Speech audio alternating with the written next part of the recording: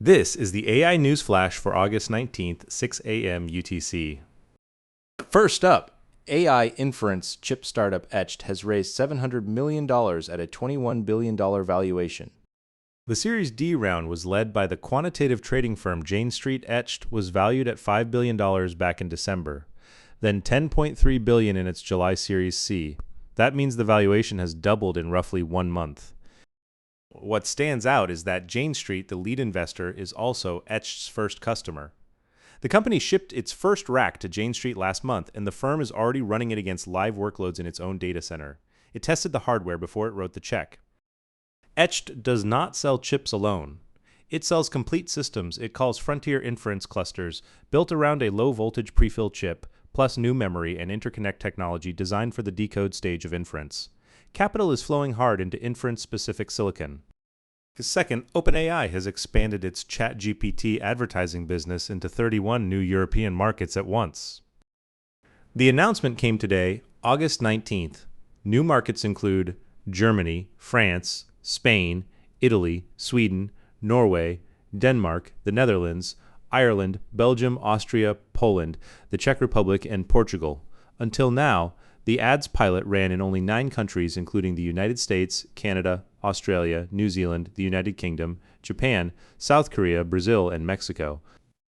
The driver here is monetization speed.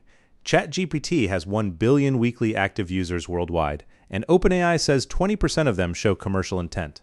Ad revenue has grown more than 25% since the start of August alone. Colin Fleming, OpenAI's enterprise chief marketing officer, called this a material expansion. Reaching Europe just 6 months after launching ads suggests the shift away from a subscription-only revenue model is moving faster than expected.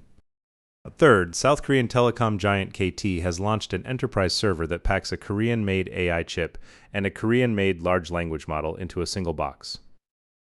The product is called the KT NPU LLM Station. It runs on Atom Max, an inference-focused neural processing unit from the Korean AI chip startup Rebellions. KT says certified testing showed higher processing performance and better power efficiency than comparable GPUs. The language model is KT's own Medium K2.5 Pro.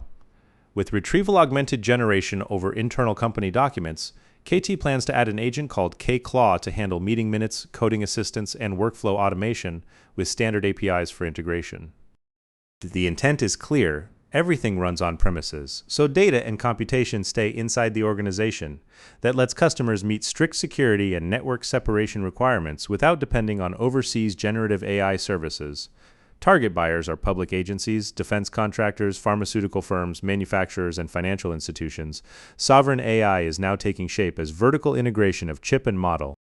Last up, as AI automates nearly everything, The Atlantic has deliberately gone the other way and built a game by hand. It is a daily trivia game called Rabbit Hole, launched in August. The questions are written every single day by senior editor Drew Goines, a former Jeopardy champion. 7 questions a day, 3 points each, 21 points maximum, with hints costing you a point. The magazine launched a subscriber-only discussions product in March, which lifted subscriber time on page by 40% and tripled participation. The game extends that same reader engagement strategy with an activation plan for the Atlantic Festival in September. Media analyst Melissa Chowning put it this way: an algorithm could churn out trivia from an article, but knowing a former Jeopardy champion carefully crafted the questions with humor and thought is what makes it stand out. The flood of generated content is paradoxically raising the value of visible human craft. That's all for this AI News Flash.